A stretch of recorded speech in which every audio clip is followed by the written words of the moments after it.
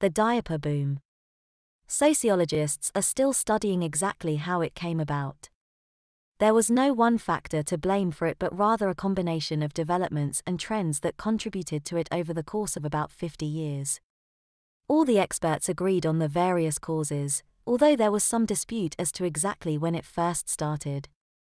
Some said it began in the 1990s with the introduction of disposable training pants and bedwetting pants.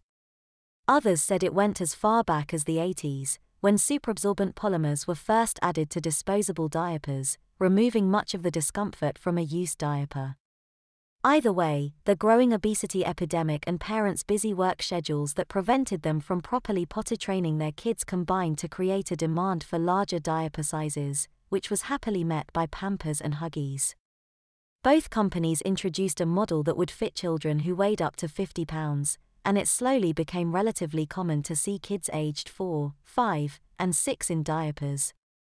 One by one, daycares and schools were forced to drop potty training requirements and hire more caregivers and nurses to change the growing number of kids who weren't trained. Some child welfare experts called it abuse, and there were indeed some successful prosecutions of abuse and neglect, but it was found upon investigation that most of the kids wearing these larger sizes came from normal families and were relatively well adjusted. Larger sizes in pull-on training and nighttime pants were also introduced to help get slow-to-train 5- and 6-year-olds out of diapers or keep them dry overnight, pushing the accepted age range for toilet training back to 5 to 7, where it had once been 2 to 4. But things didn't stay that way because those same factors came into play again, and potty training was gradually delayed even more.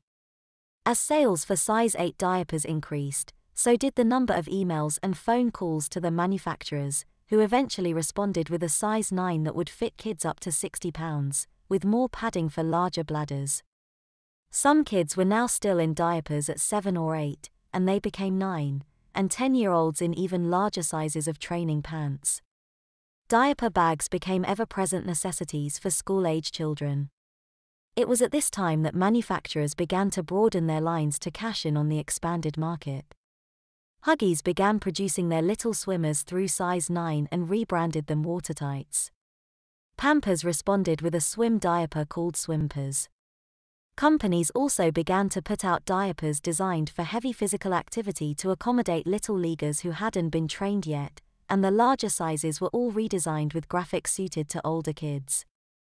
At an age when kids were becoming more socially aware, who was toilet training and who was not became an ever-popular topic of conversation amongst third graders. As always, some kids trained more slowly than others, and this intense pressure made things tough for them. Having an accident in front of friends or classmates could be a very stressful and even traumatic experience. When articles were written about this, some parents realized that a diaper would hide an accident much better than a trainer and decided to just keep their kids in diapers a little longer until they were ready to toilet train. This gradually created yet another need for larger diapers, and they were eventually produced for sizes up to 75 pounds. Once these diapers were available, they gradually became more accepted until they were normal attire for kids of that age. 10 went from being the average age of toilet training to the average age at which parents taught their kids to change their own diapers, which began to be known as change training. At the time, it was thought that having to change their own diapers would inconvenience kids enough to motivate them to use the toilet. But those who believed this were soon disappointed when more and more preteens realized a level of independence from their parents that began to eliminate the still present stigma of diapers as infantile. Wearing diapers no longer meant being a baby who needed mommy and daddy for changes. By this age, kids were abundantly familiar with the convenience of being able to relieve themselves at any time or place, so removing the element of dependence made diapers more appealing than ever. Instead of graduating into training pants, preteen children soon began to graduate into a newly introduced size 11 disposable diaper, sized up to 90 pounds. The industry had grown so large and profitable that they were able to pour a lot more money into research, producing diapers that were much more advanced and effective than anything ever seen before. Some were thicker than others, but they were all more absorbent. New innovations made them more effective at containing not only waste but also odor, while other inventions increased the diaper's comfort, even when soiled. Training pants, which were now manufactured for young teenagers, had more secure waistbands for pubescent boys who were beginning to experience the effects of testosterone on a certain part of their bodies, and a variety designed for swimming was introduced. What happened next was perhaps the most complicated development. It was thought that some teens chose to rebel against their parents' wishes for them to toilet train, while other kids simply found the idea too stressful on top of all the other changes in their lives.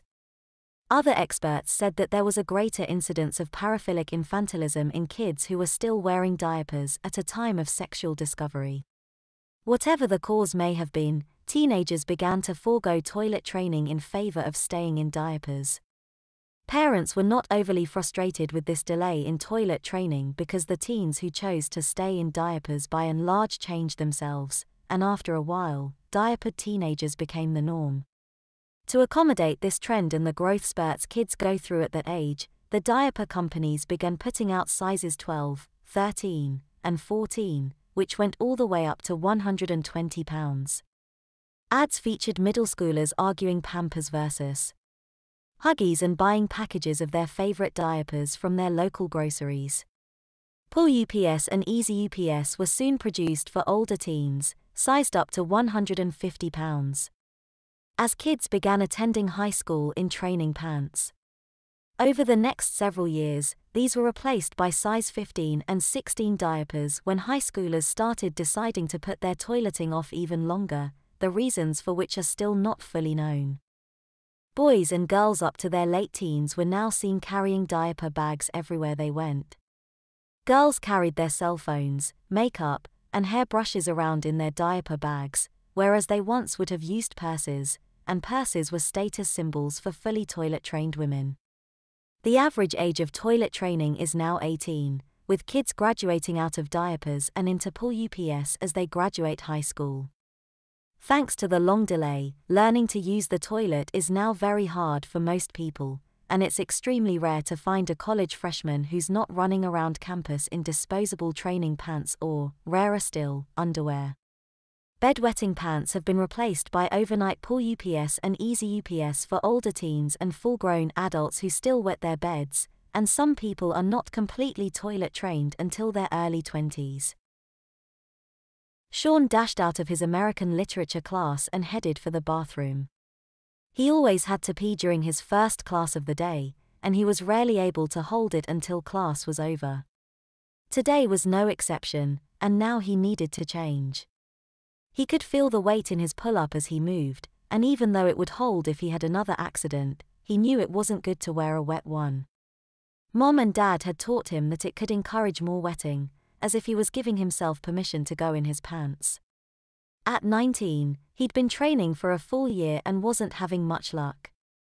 He had at least one accident, sometimes more, almost every day, and he had to wear Pull UPS overnights to bed because he still wet his bed so often.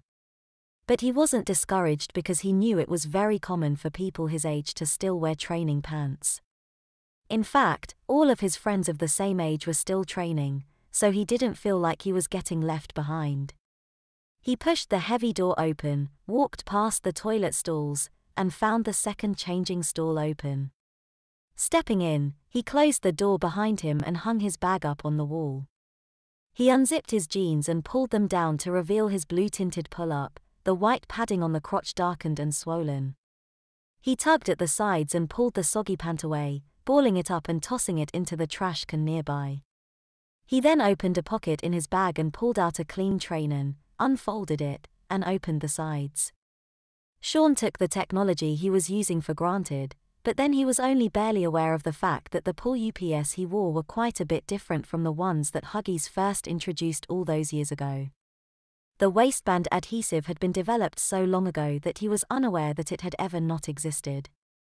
For him, it was just part of process that enabled him to change his trainer without taking his pants off like a diaper.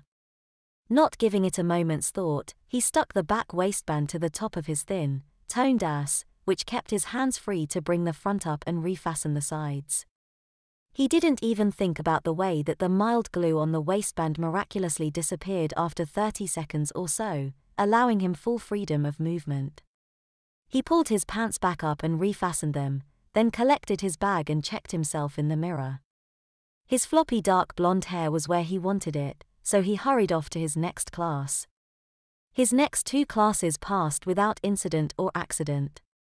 At lunch, he found his friend Jenna and sat down across from him. "Shauna. What's up?" Jenna said between bites of cheeseburger. "Tired, man. Stayed up too late playing Warland last night. I told you, man, you gotta learn to schedule your playtime." "Yeah, 'cause you always budget your time wisely, right?" Sean said with a smirk. "Hell yeah. I scheduled some time just yesterday. It's not my fault all those classes were going on at the same time." Sean smiled and shook his head. Jenna was always goofing off, but he always managed to do okay somehow. Jenna wolfed down the rest of his burger and stood up. "Gotta go, 'cause I just did." Sean laughed. Jenna was a couple years older than him, but thanks to his carefree attitude, he still had a lot of accidents. In fact, he seemed to have more than Sean did. Sean himself managed to stay dry and clean for the rest of the day, although he had a close call on the way home from school, almost shitting his pull-up before he made it to the bathroom. He hadn't messed himself in a few days, and in fact, he didn't often have accidents like that. Of course, it had been a very different story when he'd first started training, but that's how it is with everyone. He walked out of the bathroom and hit the couch in the family room to watch TV. The cushions felt good after a day of rushing around from class to class, and he quickly found a comfortable position. A commercial came on showing a young guy staring into the camera. "Let's be honest," he said. "Toilet training is hard, especially with the busy lives we lead these days. Some people take longer to get it and still need help even after college. When you're one of those people who have outgrown training pants but still have accidents," the screen flashed to the same guy with a large wet spot on the crotch of his jeans. "An accident can be pretty inconvenient. That's why Pool UPS now offers training pants in a larger size for us older guys and girls who still need protection throughout our day. Trust Pool UPS and stay dry and confident." Sean chuckled and shook his head. He knew some people were still training after college, but he hoped he wasn't wearing Pool UPS when he graduated and started his career. The last thing he thought before he dozed off was, next thing you know, they'll be making bigger diapers. He jerked when he heard rustling in the room and opened his eyes to see Mom and Mason walk in. Mason tossed his bag down and jumped on top of his big brother, and they started wrestling.